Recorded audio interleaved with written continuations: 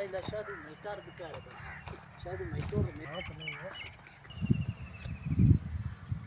सलाम अलैकुम जी। मेरा नाम मोहम्मद अली, मजदूर बंदे हैं जी, चौकी कर रहे हैं दिहाड़ी। ये जी मजबूरी खातर शर दिते बने हैं जी 300 रुपया उसी ईद वास्ते जी।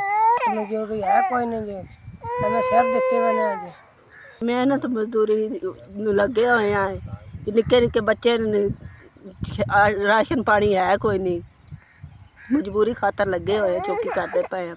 100 रुपया अस जे उंदे च सिक्की लवीए, चाहे जुत्ती कपड़ा लवीए, चाहे राशन पानी लवीए, गरीब बंदे हैं, सज्जी मेहनत मजदूरी करते खाबदा रहे जे काम लभदा नहीं, मजबूरी खातर सिर दित्ती बने आए।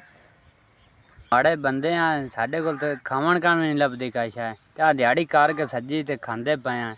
ते अगू ईद भी बाल भी वेंदे पे, जुत्तियां कान, कपड़ा लीड़ा भी कोई नहीं बालों को। तो तुहाडी मेहरबानी को साढ़े नाल तावन करो चेता। 1 2 3 4 5 SVS ਤੁਹਾਡਾ 5000 ਮਿਲ ਗਿਆ, ਸ਼ੁਕਰੀਆ, ਮਿਹਰਬਾਨੀ। ਕੋਈ ਕਪੜਾ ਜੁੱਤੀ ਬੱਚਿਆਂ ਦੀ ਲਾ ਲਸਾ, ਅੱਲਾ ਮੀਆਂ ਤੁਹਾਨੂੰ ਭਾਈ ਹੱਜ ਕਰਾਵੇ, ਬੱਚਿਆਂ ਤੰਦਰੁਸਤੀ ਦੇਵੇ, ਬੜੀ ਮਿਹਰਬਾਨੀ ਸਾਡੇ ਤੇ ਤਾਵਨ ਕੀਤਾ ਨੇ।